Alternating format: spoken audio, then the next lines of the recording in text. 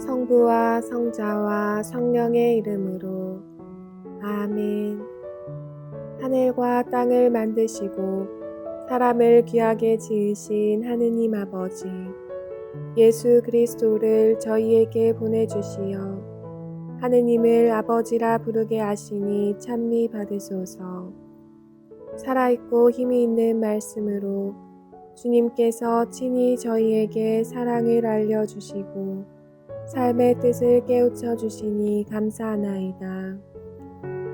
참으로 좋으신 하느님 아버지, 저희가 성경을 멀리하고 그 가르침을 알면서도 실행하지 못하였으니 성령의 능력으로 저희 영을 새롭게 하시어 성경을 가까이 하며 예수 그리스도와 이웃을 더욱 잘 알게 하여 주소서. 저희 구원을 간절히 바라시는 하느님 아버지, 저희가 성경을 생명의 말씀으로 받아들여 믿고 기도하고 살며 선포하게 하시고 언제나 예수 그리스도를 통하여 성령으로 하나 되어 아버지께 나아가게 하소서. 우리 주 그리스도를 통하여 비나이다. 아멘. 성부와 성자와 성령의 이름으로 아멘. 참 예수님, 열린 성경 강좌에 오신 여러분 환영합니다. 우리는 지금 탈출기의 끝부분으로 향하면서 성막에 대한 말씀을 읽고 있습니다. 성막에 대한 말씀이 굉장히 길게 이어지죠. 그 중간에 있는 사제직의 재정이라든지 또 제사에 관한 것, 이 모든 것들이 결국은 다 성막에 달려 있는 것 아닙니까? 성전이 없으면 사제가 없고, 성전이 없으면 사제가 없으면 제사가 없고, 이런 식으로 성막이 왜 이렇게 중요한가? 왜 이렇게 우리가 정말 아직도 성막 이야기야? 할 정도로 이렇게 길게 지루할 정도로 너무 상세하게 이렇게 왜 이렇게 강조를 하고 있는가? 그 부분은 성막 이야기의 끝부분쯤 가면은 다시 강조가 됩니다. 그래서 호기심을 갖고 기다려 주시면 되겠습니다. 오늘 우리가 함께 읽을 말씀은 인구조사와 세금이에요. 방점은 뒤에 있습니다. 세금이에요. 세금을 위해서 인구조사를 하는 겁니다. 그러니까 세금을 거두려면 세금을 낼 대상자가 몇 명인지를 알아야지 말하자면 세금 누수가 없이 제대로 거둘 수가 있잖아요. 그리고 이 세금 또한 무슨 세금이냐? 성전세입니다. 성전의 유지를 위한. 그러니까 이것도 뭐예요? 결국은 성막에 딸린 부분입니다. 성막에 대한 이야기를 하다가 왜 갑자기 이런 이상한 이야기들이 나오지? 이 뒤에 또 보면 성막 제조기술자 이렇게 나오거든요. 그래서 이게 전혀 관계없는 게 중간에 낀 것이 아니고 이 다 성막 안에 포함된 부분이라는 것입니다. 탈출기 30장 11절에서 16절의 말씀 함께 읽어봅니다. 주님께서 모세에게 이르셨다. 내가 이스라엘 자손들의 수를 세어 인구조사를 실시할 때 사람마다 자기 목숨값으로 주님에게 속전을 바쳐야 한다. 그래야 인구조사 때문에 그들에게 재앙이 닥치지 않을 것이다. 인구조사를 받는 이는 누구나 성소 세켈로 반 세켈을 내야 한다. 한 세켈은 20게라이다. 그 반 세켈은 주님에게 올리는 예물이다. 인구조사를 받는 20살 이상의 남자는 누구나 주님에게 예물을 올려야 한다. 너희 목숨에 대한 속죄로 주님에게 이 예물을 바칠 때 부자라고 반 세켈보다 더 많이 내도 안 되고 가난한 이라고 이보다 덜 내도 안 된다. 너는 이스라엘 자손들에게서 속전을 받아 만남의 천막 예식 비용으로 쓰도록 내주어라. 이것이 주님 앞에서 너희 목숨에 대한 속죄의 기념이 될 것이다. 성전세의 유래입니다. 성전을 유지하는 데는 비용이 필요하거든요. 그 비용을 충당하기 위한 이 세금인데 이 세금은 인두세예요. 그러니까 사람 머리당 일정한 세금이 부과가 됩니다. 그러니까 납세 능력의 차이, 좀 더 잘 사는 사람은 더 많이 내고 좀 가난한 사람은 적게 내는 게 아니고 누구나 똑같이 내야 하는. 그 대신에 이 세금은 아주 최소한으로 책정을 하겠죠. 그래야지 가난한 사람도 낼 수 있으니까요. 20세 이상의 성인 남자가 모두 이 세금의 대상이 됩니다. 그리고 이를 위해서 이제 인구조사를 하게 됩니다. 인구조사하는 방식은요, 이스라엘의 모든 성인 남자들 일단 한 군데 모읍니다. 한 군데 모아놓고 이제 이름을 불러요. 예. 그래서 이 20세 이상이 되는 사람들을 이름을 불러요. 그래서 이름이 불린 사람들은 이쪽으로 모입니다. 그럼 자연스럽게 원래 있던 곳에는 그 대상이 아닌 사람들이 남게 되겠죠. 이 이동 과정에서 이제 이 성전세를 또 걷었던 것입니다. 반 세켈이에요. 이스라엘에 오늘날까지도 사용하고 있는 세켈입니다. 반 세켈. 그래서 이제 이쪽에서 홍길동이 하면은 이쪽으로 가면서 중간에 이제 반 세켈을 내요. 그러면서 가니까는 이제 그 호명이 다 끝나면은 세금 납세 대상자는 이쪽으로 이동한 상태고 그 대상자 아닌 사람들은 제자리에 있고 그 사이에는 성전세가 수북이 쌓여 있겠죠. 이제 이런 광경을 생각하시면 됩니다. 그리고 이건 대단히 중요한 행위였어요.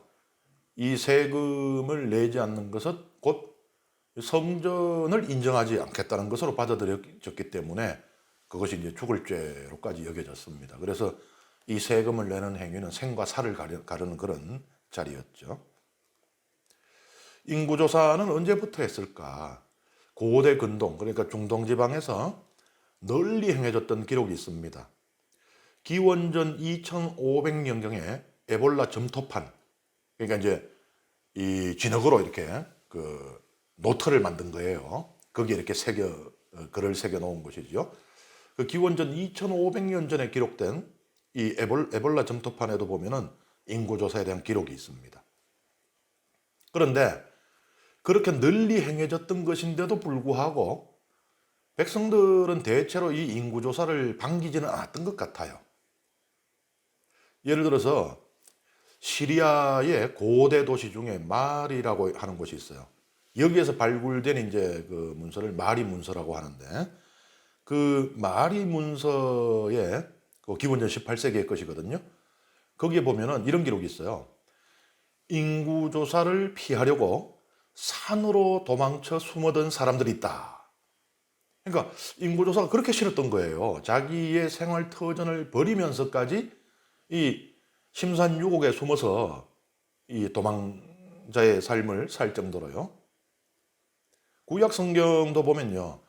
이런 경우처럼 하느님의 명령에 의해서가 아니라 통치자가 자기의 뜻대로 임의대로 인구조사를 하는 것에 대해서는 대단히 부정적인 견해를 보이고 있습니다. 왜냐하면 일단 수를 세는 것은 주권을 드러내는 거예요. 우리가 언제 사람 수를 세기 전에 먼저 무슨 수를 셌겠어요? 내 양, 내 염소 수를 셌죠. 주권을 드러내는 행위입니다. 그러니까 이스라엘 백성의 수는 오직 하느님만이 셀 수 있는 거예요. 그분의 대리자인 왕이 자기 마음대로 셀 수 있는 게 아닙니다. 왕의 것이 아닙니다, 백성이. 하느님의 백성, 성경은 분명히 강조하죠. 나는 너희의 하느님이 되어주고 너희는 나의 백성이 되리라. 왕은 그 지상의 통치의 대리자일 뿐입니다. 그러니 하느님께서 수를 세라고 하면 세도 되지만 자기의 필요에 따라서 임의적으로 세는 것은 죄가 되는 것이죠. 그럼 왜 그렇게 셌겠어요? 인구수 세가지고 뭐 하려고요? 성전세를 위한 인구조사는 이미 있는데 무엇을 위한 수가 따로 필요하겠습니까? 군대 징집. 그러니까 내가 전쟁 나갈 거야. 저 이웃나라하고 싸워서 이웃나라의 재물을 빼앗아올 거야. 그럴 때 내가 데리고 나갈 병사의 수가 얼마인지. 이것은 성전세 납부를 위한 대상하고는 다르겠죠. 성전세 납부에는 뭐 예를 들어서 몸이 좀 불편하거나 뭐 좀 이렇게 노쇠한 사람들도 20세 이상이니까 노쇠한 사람들도 성전세를 내죠. 근데 전쟁에는요. 그런 사람들 데리고 나갈 수 없잖아요. 그러니까 세야 되는 수가 달라지는 겁니다. 그러니까는 그냥 성전세 납부의 대상은 이미 다 알고 있지만 그걸로는 안 되기 때문에 자기가 또 인구조사를 실시하게 되는 것이죠. 그 다음에 강제 노역. 왕궁을 화려하게 내가 정축을 하겠다 할 때도 튼튼한 사람들 이 와가지고 이제 일을 해야 되니까. 그래서 이런 자기의 필요, 자기의 욕망 때문에 이 인구수를 세게 된 거예요. 그것은 하느님의 뜻에도 맞지 않고 또 백성들 입장에서도 반가울 게 없어요. 저기에 불리는 순간 나는 전쟁터에 끌려가서 목숨을 잃게 되거나 아니면은 내 지금 삶의 터전 돌보지 못하고 끌려가가지고는 벽돌이나 짊어져야 되는 그런 신세가 되거나 이러한 부분들이 사실은 이 이스라엘 왕국의 분열까지도 영향을 미치게 되거든요. 솔로몬 임금이 죽은 뒤에 이스라엘 국가가 남북으로 갈라지지 않습니까? 분열되지 않습니까? 복잡한 이유가 있기는 한데 그 중에 아주 큰 이유 중에 하나가 예루살렘 성전 건축이에요. 아이러니하게도. 이 성전 건축을 하면서 이 고대의 그런 거대한 건축물들은요, 한 나라의 운명을 뒤흔들 정도, 뭐 타지마할도 그 무굴 제국, 그 강대했던 제국이 국력이 기우는 그 계기가 되었다 그러거든요. 그 정도로 예루살렘 성전이라는 것도 이제 우리가 그 다음 기회에 솔로몬의 예루살렘 성전 제1성전이죠. 그것을 이제 3D로 이렇게 한번 재현해 놓은 것을 구현해 놓은 것을 우리가 볼 텐데 보면 깜짝 놀라실 겁니다. 고대의 수천 년 전에 그것을 위해서 온 나라의 희생이 얼마나 컸을지를 생각을 해야 됩니다. 그런데 문제는 유다 지파를 제외한 다른 지파들이 그 과도한 멍해를 졌던 것이에요. 솔로몬은 자기 출신 지파인 유다 지파에는 관대했던 겁니다. 이게 이제 그러니까 유다 지파와 그 뗄 수 없는 관계에 있을 수밖에 없었던 베냐민을 이제 중심으로 한 유다 왕국과 나머지 지파들이 떨어져 나간 이스라엘 왕국이 이제 분열되는 계기가 되거든요. 이때도 인구조사했겠죠. 그러니까 백성들은 싫은 겁니다. 하느님께서 부르시는 게 아니고 왕이 부르면 꼭 뭔가가 고통이 생기거나 목숨을 잃게 되기 때문에요. 그리고 왕은 그 인구조사를 통해서 더 나빠집니다. 내가 불러요. 수를 세고 부릅니다. 그럼 오잖아요. 그들을 데리고 거대한 건축물을 만듭니다. 그들을 데리고 전쟁에 이겨요. 그러면 이것은 자기의 뜻대로 이루어낸 성공이잖아요. 그럼 이 왕이 과연 하느님 앞에서 어떤 자세를 앞으로 취할 것인가? 이제는 하느님 필요 없습니다. 내가 하느님이에요.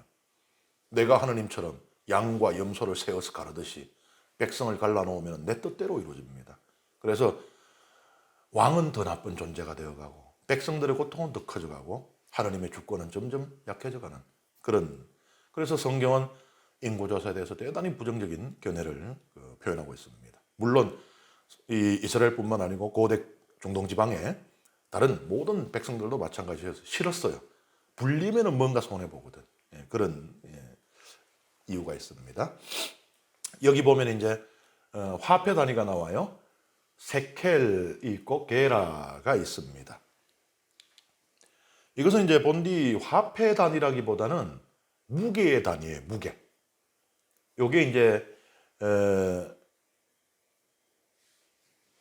그 고고학자들이 이제 발굴한 고대의 이 화폐로 쓰였던 것이에요. 근데 사실 이것들을 보면은 다 저울 위에 다는 그 저울추처럼 생겼죠, 그죠? 실제로 그랬던 것이에요. 고대에는 무게를 달았습니다. 내가 뭐 콩을 이만큼 가져가면 이렇게 이쪽에 다른 걸 올려가 무게를 이렇게 맞춰서 이만큼 뭐 바꾸자 우리 둘이. 이런 물물교환 시대 때부터 부피 중심이었죠. 그래서 이제 무게 중심이었죠. 이 무게를 다는 단위들인 것입니다. 이게 여기 보면 게라가 있어요. 요게 이제 3게라, 1, 2, 3, 3게라. 요게 이제 1세켈. 세켈은 이스라엘이 만들어낸 단위는 아니고요. 고대 메소포타미아에서 사용하던 그 무게 단위입니다. 요건 이제 이스라엘이 받아들인 거예요.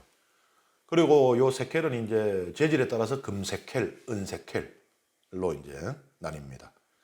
그리고 사용처별로 또 세 가지로 나뉘는데요. 세켈을 왕실에서 쓰는 게 있고 또 성전에서 쓰는 것이 있고 일반 그 시중에서 쓰는 게 있어요. 요게 세켈의 무게가 달라요.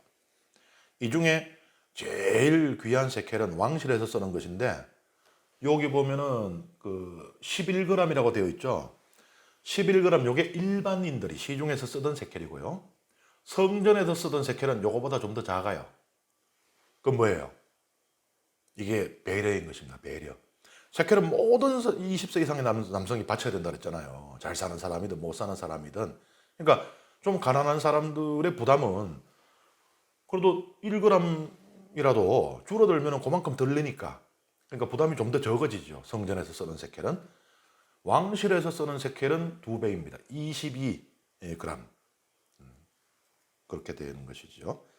그러면 이게 이제 세켈이라는 것이 얼마 정도의 가치가 있는가? 은 1세켈이 노동자의 4일치 임금이에요. 그리고 1세켈은 20게라입니다. 그러니까 성전세는 얼마였는가?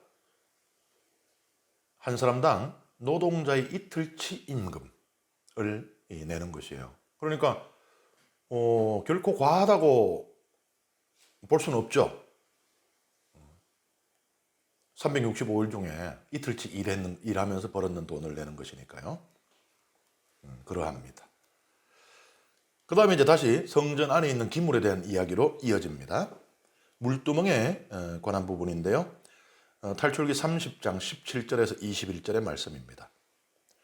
주님께서 모세에게 이르셨다. 너는 몸을 씻을 물두멍과 그 받침을 청동으로 만들어 만남의 천막과 제단 사이에 놓고 거기에 물을 담아라.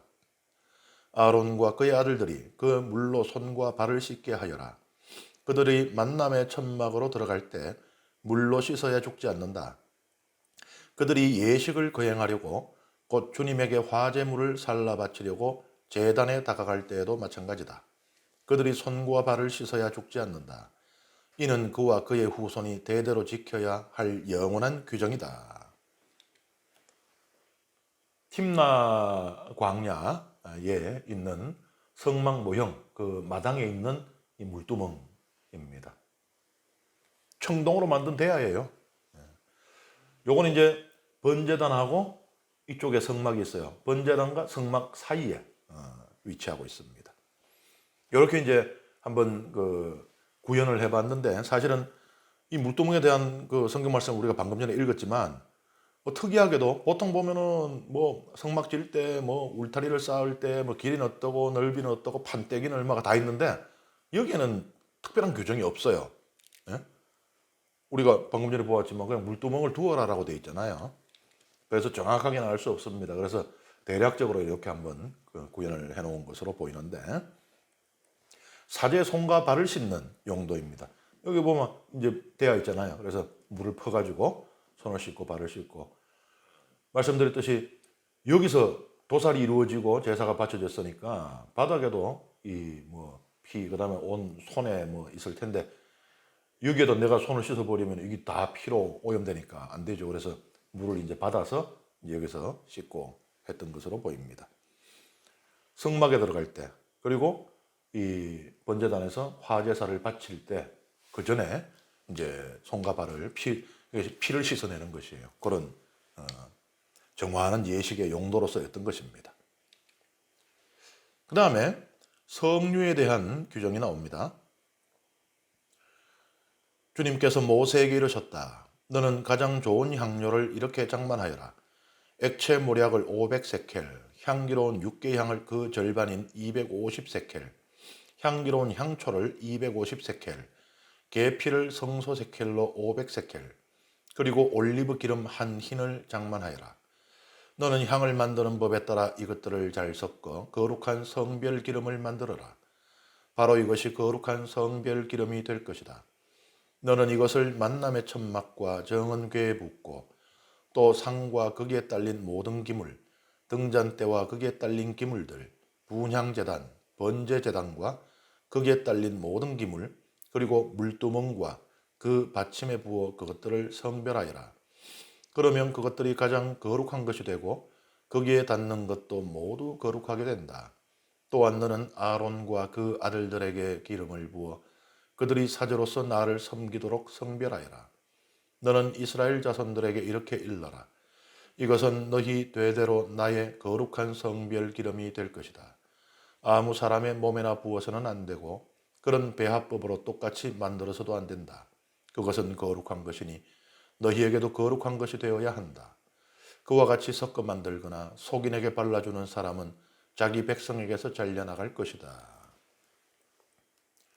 성별 기름, 우리 교회도 적어도 세 종류의 기름을 사용하지 않습니까? 예비자에게 도유하는 성류, 그 다음에 세례 받을 때 도유하는 카리스마 성류, 그리고 병자에게 도유하는 병자 성류, 이렇게 있죠. 이 성별 기름은 모략, 육개향, 향초, 계피를 물에 넣고 막 끓입니다. 그 다음에 이것을 올리브 기름에 담가서, 그러면 이제 끓으면 이 성분들이 이렇게 슬슬슬 나오겠죠. 끓이면 모든 게 그렇지 않습니까? 찻잎을 끓일 때도 이게 이제 올리브 기름에 담가두면은 이 모량, 육개한, 향초, 계피의 성분, 그 향들이 올리브 기름으로 다 스며듭니다. 그렇게 이제 만들어내는 것이에요. 그러니까 실제로 쓰는 부분은 올리브 기름이 되는 거죠. 이 기름이 성별 기름이 돼요. 근데 이 앞에서 언급한 이 재료들의 향과 성분이 배어 있는, 스며든 그 기름입니다. 이 굉장히 귀한 것이었어요. 여기 언급된 이 재료들이 이 가나안 땅에서 나는 게 아닙니다. 아라비아, 인도, 스리랑카 등에서 수입하는 아주 귀한 품목들이었어요. 그래서 성별 기름은 매우 귀한 것이었습니다. 이 기름을 성막과 거기 딸린 모든 기물들에 부어서 발라서 성별, 그러니까 거룩한 것으로 구별하는 거예요.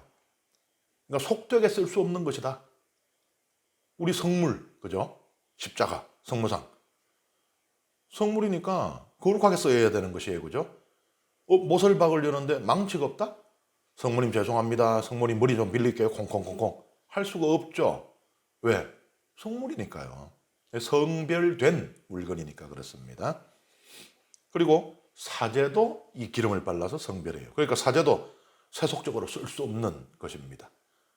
세상 사람들이 다 있지만 그 중에 사제만은 세속적으로 행해서는 안 된다. 오직 하나님께 봉헌된 사람과 물건에 발랐다라고 이해를 하면 됩니다. 이렇게 이제 기름 부음을 받는 이는 사제와 왕이 있습니다. 그러니 왕도 하나님께 봉헌된 사람이에요. 꿈난문은 이스라엘에 가면은 사해가 있죠. 짭짤한 바다 들어가면은 물에 동동 떠는 바다. 사해 북서쪽에 꿈난이라고 하는 곳이 있어요. 지명이에요, 지명. 이 꿈난에 옛날 유다인들의 공동체가 있었거든요. 거기에서 이제 그 꿈난의 동굴들에서 아주 우리 그리스도인들, 유다인들뿐만 아니고 우리 그리스도인들에게도 아주 중요한 문서들이 무더기로 1940년대에 발견이 됩니다. 우연히요.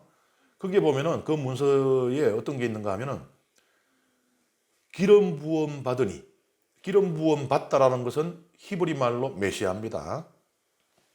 이 메시아가 아론과 다윗의 가문에서 날 것이다 라고 되어 있어요. 우리가 메시아를 다윗의 가문에서 난다는 건 우리 그 열심한 신자들은 다 알죠, 그죠? 다윗의 후손 가운데 다윗의 자손이시여, 다윗의 후손으로 오신 이여, 우리 다 알잖아요, 그죠? 근데 아론 가문에서도 나나? 아론과 다윗 가문? 이거 어떻게 이어지지?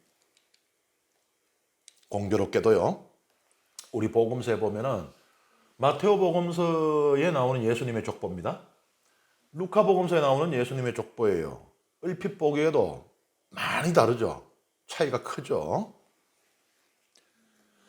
이 족보들을 가만히 들여다보면은 마테오 복음서의 족보는 요셉, 그러니까 아버지 쪽의 족보를 따르고 있어요.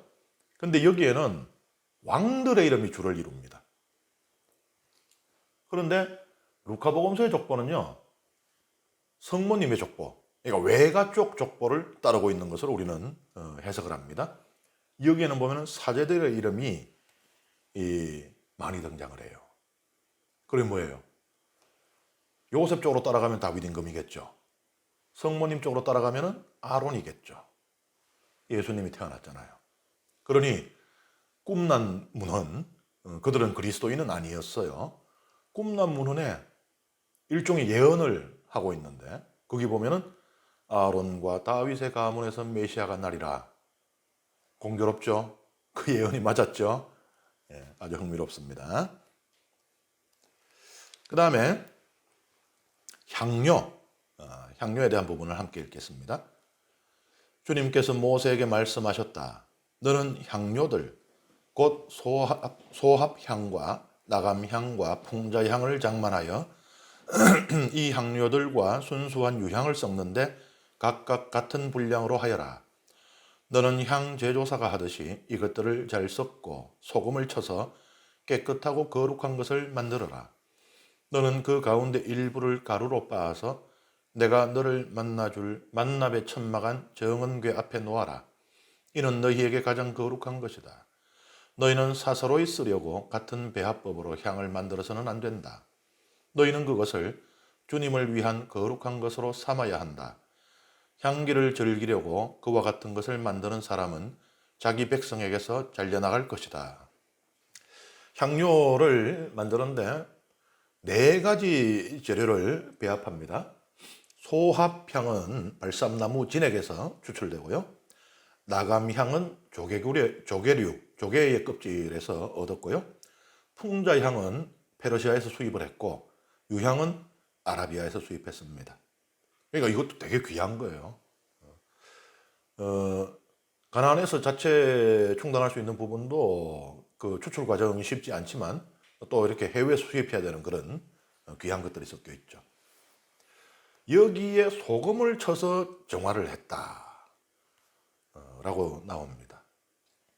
소금은 하느님과의 영원한 계약의 상징이었어요. 소금은 썩지 않게 하잖아요. 변하지 않게 하잖아요. 그래서 하느님과의 계약의 영원성을 상징합니다. 그래서 이 제사를 바칠 때 제물들에 다 소금을 쳤어요. 여기 향료에만 지금 친 게 아니고 다 쳤습니다. 그리고 특별한 경우 이외에는 쓰지 않았던 것은 누룩입니다. 누룩은 발효시키잖아요. 발효는 우리가 이제 좋게 이야기하면 발효지만은 그걸 부정적으로 보자면 변하는 겁니다. 그리고 발효된 빵은요 쉽게 상해요. 그냥 놔두면 밖에.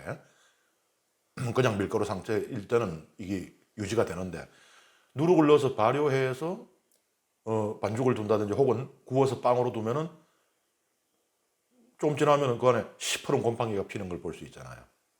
그래서 제사 때 누룩은 아주 특별한 경우 이외에는 사용하지 않았고 제사 때 꼭 써야 되는 것은 소금이었어요. 하느님과의 계약의 영원성. 이 향료도 석류처럼 세속적인 용도로 사용하는 것이 당연히 금지되었습니다. 그 다음에 성막을 이제 하느님께서 성막을 이렇게 만들어라 저렇게 만들어라 하셨지만은 직접 이제 만들어 주시지는 않죠. 성막을 만드는 것은 인간들의 몫입니다. 성막 제조 기술자에 대한 부분입니다. 주님께서 모세에게 이르셨다. 보아라, 내가 유다 지파에 속하는 후로의 손자이며 우리의 아들인 버찰레를 지명하여 불러 그를 하느님의 영으로 곧 재능과 총명과 온갖 일솜씨로 채워주겠다. 그러면 그는 여러 가지를 고안하여 금, 은, 청동으로 만들고 태박을 보석을 다듬고 나무를 다듬는 온갖 일을 할 것이다. 나는 또 단 지파에 속하는 아히사막의 아들 오홀리압을 버찰엘에게 붙여주었다. 그리고 재능 있는 모든 이의 마음에 재능을 더해 주어 내가 너에게 명령한 모든 것을 만들게 하였다. 그리하여 그들은 만남의 천막과 정은궤와 그 위에 덮을 속죄판과 천막에 딸린 모든 기물, 상과 거기에 딸린 기물들, 순금 등잔대와 거기에 딸린 모든 기물, 분향제단과 번제제단과 거기에 딸린 모든 기물, 물두멍과 그 받침, 예식을 거행할 때 입는 옷, 사제 아론의 거룩한 옷과 그의 아들들이 사제직을 수행할 때 입는 옷, 성별 기름과 성소에서 쓸 향기로운 향을 내가 너에게 명령한 대로 다 만들 것이다. 이제 성막의 건설의 이제 마지막 부분으로 들어옵니다. 실제로 이 하나님께서 이 성막이 세워지게 마지막 안배까지 하시는 거예요. 그러니까 성막을 지금 하나님께서 설계도를 이미 보여주셨죠. 인간이 이렇게 한 게 더 낫지 않을까? 이렇게 하면은 하나님이 더 기뻐하지 않을까? 이게 아니고 하나님께서 이미 설계도를 보여주셨어요. 그런데 그것을 지을 사람들조차도 하나님께서 선택하십니다. 그리고 그 사람들의 그 인간적인 재주로 성막이 만들어지는 것도 아니에요. 하나님께서 내가 그들의 마음에 재능을 더해 주어. 그러니까 철저히 하나님의 일입니다. 인간의 손을 빌리고는 있으나 철저히 하나님의 일이에요. 이 성막을 설계하신 분도 하나님이고 그 성막을 지을 사람들을 뽑은 것도 하나님이고 그들이 성막을 짓기 위해서 필요한 재능을 주시는 분도 하나님입니다. 그러니 성막은 하나님의 작품인 것이에요. 여기 보면은 이제 버찰엘이라고 나오잖아요. 유다의 전성에 따르면은 버찰엘은 모세의 매형입니다. 그러니까 우리 성경에 나온다는 게 아니고 유다인들의 조상들에서부터 대대로 전해 내려온 전성에 따르면 모세의 누이, 그러니까 뭐예요? 매형 뭐예요? 누이 미르얌의 남편이라고 나옵니다. 그리고 그는 유다 지파 출신이에요. 지금 이 아론 집안은 뭐예요? 레위 지파잖아요. 유다 지파하고 레위 지파가 혼맥으로 연결이 됩니다. 그러니까 아론의 후손과 다윗의 후손이 여기에서 혼맥으로 연결이 되는 거예요. 이런 것들이 종종 있어요. 우리 그리스도교에서 이게 왜 이렇지? 성경의 이 부분은 왜 이렇지? 하는 것들이 오히려 유다교에서 그 가르침을 밝게 비추어주는 그런 경우들이 종종 있습니다. 예를 들어서 뭐 이삭과 이 예수님의 연결. 이삭이 야훼 일에서 제물로 바쳐질 뻔한 그 사건을 유다인들은 아케다라고 부르면서 아주 중요한 사건으로 보거든요. 그 유다인들이 묘사하고 있는 장면들을 보면은 마치 우리가 그게 유다인들이 하는 말이라는 걸 망각하고 들으면은 예수님께서 십자가 지시고 골고타 올라가는 걸 지금 이야기하고 있나 싶을 정도로 오버랩이 됩니다. 그런 것처럼 여기에도 유다 전성에 따르면요. 지금 이 혼인을 통해서 레위 지파와 유다 지파가 연결이 돼요. 아론과 다윗 임금이 연결이 됩니다. 브찰엘에게 하나님께서 영을 주시는데 이 하느님의 영은요. 요 밑에 글씨가 조금 잘렸는데 창세기 1장 2절에 보면은 뭐라고 나와요? 한처음에 하느님께서 하늘과 땅을 창조하셨다. 땅은 아직 꼴을 갖추지 못하고 비어 있었는데 어둠이 10년을 덮고 하느님의 영이 그 물 위를 감돌고 있었다. 이제 이 영이 움직이면서 창조가 이루어집니다. 그러니까 하느님의 창조의 힘이에요. 이 영이. 그 영을 버찰엘이 받았습니다. 그리고 버찰엘, 엘은 하느님이거든요. 엘, 여호, 요, 야. 이게 전부 다 하느님을 가리키는 그 단어들입니다. 버찰엘, 엘은 버찰엘. 엘은 하느님이고 버찰 그림자예요. 그림자. 그럼 뭐예요? 하느님의 그림자. 그런데 요거 봐요. 버첼렘, 엘로힘. 버찰엘과 아주 발음이 비슷하죠. 버찰엘, 버첼렘. 그리고 이 자음이 중요합니다. 히브리어는. 자음 같은 거예요. 버첼렘, 엘로힘. 이거 어디 나오는가 하면 창세기에 나옵니다. 이게 또. 그러니까 좀 전에도 버찰엘이 받은 그 하나님의 영. 그게 나오는 구절이 창세기 1장 2절이라고 했어요. 히브리어로 똑같습니다. 그건 창조의 영이라고 그랬어요. 그런데 여기도 보면은 버찰렐의 이름이 창세기에 또 나옵니다. 1장 27절에. 이게 뭐냐? 하느님의 모상이라고 우리가 번역하고 있는 거예요. 그건 뭐예요? 지금 하느님의 모상이 마치 태초에 하느님께서 하셨던 창조의 일을 지금 하고 있는 거예요. 그러니까 뭐예요?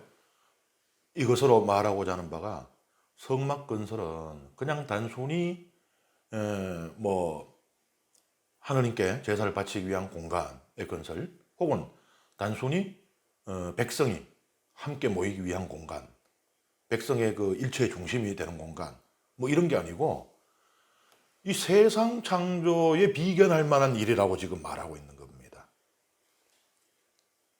그렇게 중요한 일이라는 이야기예요. 그리고 이제 안식일에 나옵니다. 우리가 성막 이야기 시작하다가 안식일이 나와요. 그러면은 뭐 성막 이야기 안에 성막이 아닌 뭐 사제직도 들어가 있고 뭐 일일 제사도 들어가 있고 뭐 여러 가지 들어가 있지만 성막에 다 딸린 것이라고 했었잖아요. 물론 이 안식일도 그렇게 이해를 할 수도 있겠죠. 우리가 주로 주일날 성전에 모이듯이 유다인들도 안식일에 뭐 성전에 모일 수 있으니까요, 성막에. 그런데 그렇게 단순하지가 않고 훨씬 큰 의미가 여기에 있습니다. 안식일에 대한 말씀 함께 읽습니다. 주님께서 모세에게 말씀하셨다. 너는 이스라엘 자손들에게 일러라. 너희는 나의 안식일을 반드시 지켜야 한다.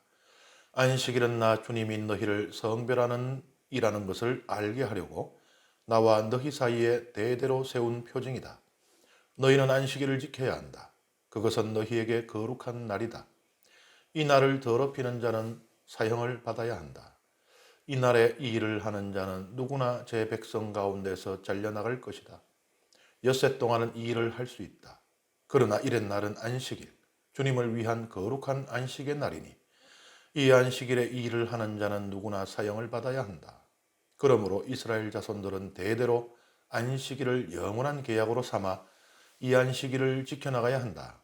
이것은 나와 이스라엘 자손들 사이에 세워진 영원한 표징이다. 주님이 엿새 동안 하늘과 땅을 만들고 이렛날에는 쉬면서 숨을 돌렸기 때문이다. 하나님께서 안식일 규정을 이미 주셨어요, 그죠? 앞에서. 근데 지금 안식일 규정을 또 반복을 하시는 거예요. 왜 이렇게 반복을 하면서까지 강조를 하시는가? 물론 우리가 이제 먼저 생각해 볼 수 있는 의미는 할례에 있지 않습니까? 할례가 아주 중요하죠, 유다인들에게. 우리 초기 그리스도 교회에서도 교회가 분열될 뻔한 위기를 불러올 정도로 할례가 중요한 것이었어요. 처음에는 다 유다인들이 그리스도인이 되었잖아요. 이방인들이 그리스도인으로 개종하려고 할 때 유다인이면서 그리스도인인 이들이 예수님의 제자 그리스도인이 되고 싶으면 할례부터 받고 들어와. 유다교의 문을 지나야만 그리스도 교회의 문으로 들어올 수 있다라고 했었잖아요. 그것 때문에 교회가 초기에 생기자마자 분열될 뻔한 위기가 있을 정도로 중요하잖아요.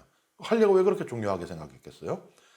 하느님께서 당신 백성과 맺은 계약의 표지가 몸에 새겨진 것, 그래서 지워지지 않는 몸에 새겨진 표지, 이것이 할례이기 때문이거든요. 그렇다면 안식일은 이 하느님과 당신 백성이 맺은 계약의 표지가 이 공동체 전체, 백성 전체에 새겨진 표지인 겁니다. 안식일은. 할례가 개개인의 몸에 새겨진 표지라면은 이 안식일은 이 백성 전체에 새겨진 표지인 것입니다. 그래서 할례가 개인이 대대로 지켜야 할 중요한 의무인 것처럼 안식일도 백성 전체가 중요하게 지켜야 할 율법인 것이죠. 그렇기 때문에 안식일에 일하는 자, 그리하여 안식일에 금기를 어기는 자는 사형에 처한다라고까지 말하는 겁니다. 그런데 그건 이미 앞에 안식일에 규정 얘기했으니까 그걸로 충분한데 성막에 관한 이야기 시큰하다가 여기 와서 왜 또 안식일에 또 이야기를 하는가? 두 가지 의미가 여기서 보여집니다. 하나는요, 이제껏 거룩한 장소에 대해서 이야기를 했잖아요. 지금은 거룩한 시간에 대해서 이야기를 하고 있습니다. 거룩함의 완성은 거룩한 장소와 거룩한 시간의 결합이라는 거예요.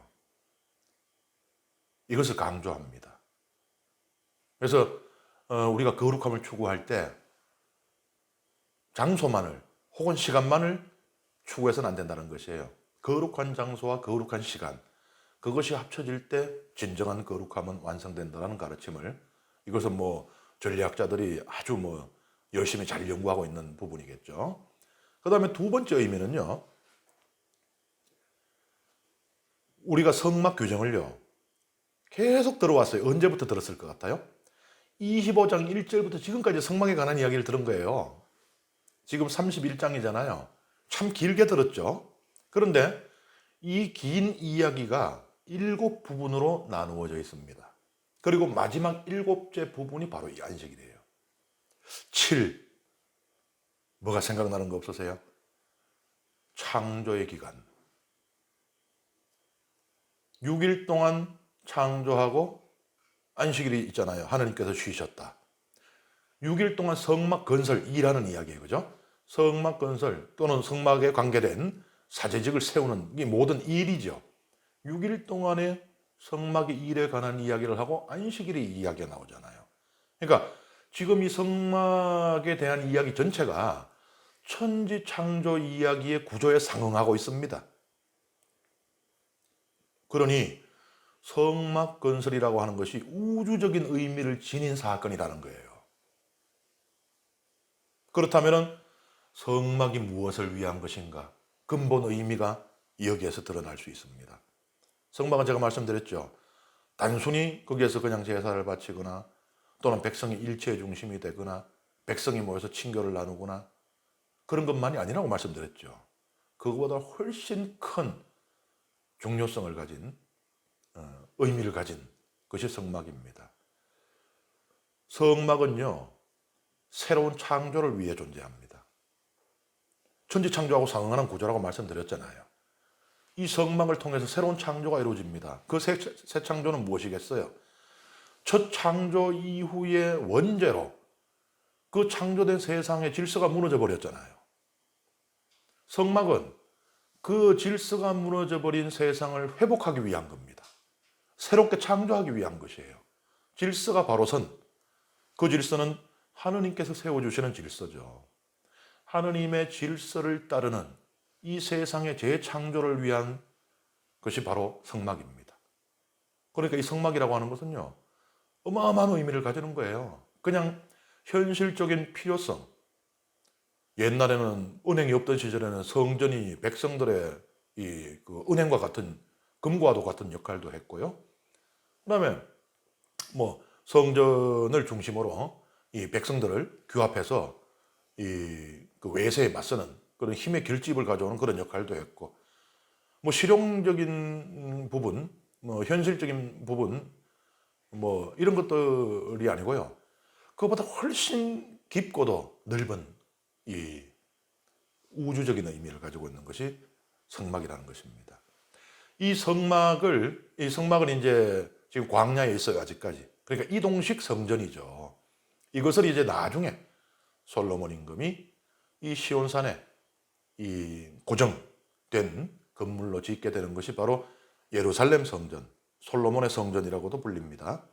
제1성전이라고도 불려요. 왜 그런가 하면 뒤에 이 성전이 있거든요. 기원은 587년에 신바빌로니아에 의해서 예루살렘이 멸망당할 때 성전이 파괴가 됩니다.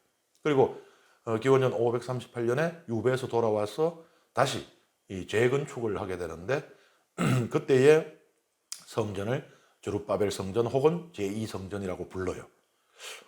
헤로데도 성전을 짓지 않았나요?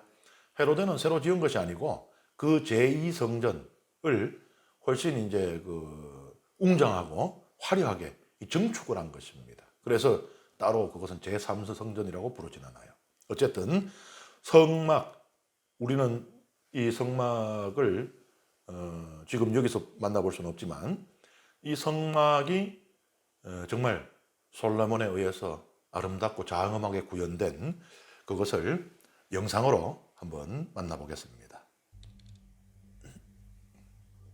예, 솔로몬의 성전이 아마 이러했을 것이다 라고 여러 학자들이 이렇게 그 의견을 내고 있습니다.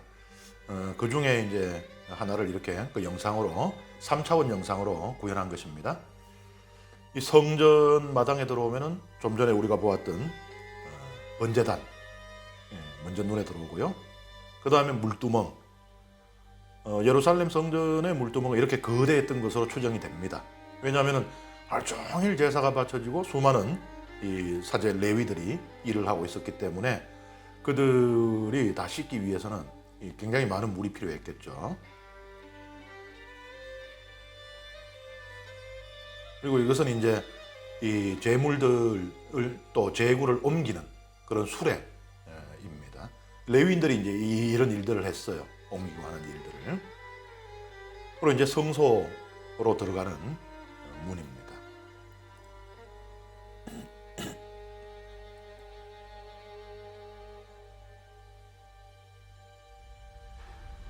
예, 성소에 들어오면은 왼쪽에 보시듯이 또 오른쪽에도 있네요. 이 메노라들이 이렇게 있고, 그 다음에 정면으로 보면은 분향제단이 있죠. 이 분향제단은 이제 아침 저녁으로 향을 피워서 꺼지지 않게 했습니다.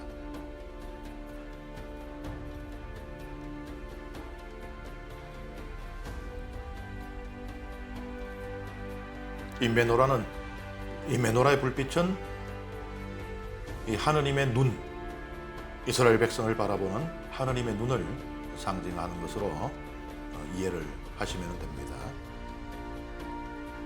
그 메노라가 바라보는 정면에 있는 것이 바로 이 떡상. 여기에는 12덩이의 빵이 있습니다. 이스라엘의 12지파를 상징하죠. 그러니 메노라가 이 떡상 앞에 있다는 이야기는 하느님의 눈길이 이스라엘 백성을 떠나지 않는다는 그런 것을 드러내고 있습니다. 이제 지성소의 문이 열리죠. 지성소 안에 들어가면은 여기에는 계약의 궤가 있습니다. 위에는 크룹들이 장식되어 있죠. 하나님을 섬기는 천사들, 하나님의 발판입니다. 그리고 이 계약의 궤 안에는 우리가 십계명 돌판이라고 일반적으로 이야기하는 정언판, 하나님과 백성의 계약을 정언하고 있는 판, 그 다음에 아론의 지팡이, 아몬드 꽃이 핀 아론의 지팡이, 그리고 광야에서 매일 먹었던 만나가 들어있다라고 이렇게 전해집니다.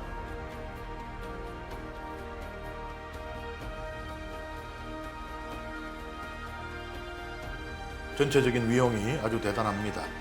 고대에 이만한 건축물을 짓는다는 것은 물론 이런 예술적인 그 역량도 커야 했겠지만은 그만한 국가의 부가 없었다면 또 이루어지기 힘든 일이었죠.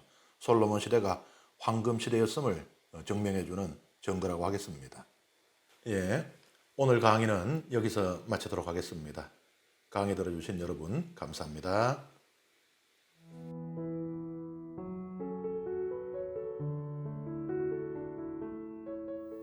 성부와 성자와 성령의 이름으로 아멘. 영광이 성부와 성자와 성령께 처음과 같이 이제와 항상 영원히 아멘. 성부와 성자와 성령의 이름으로 아멘.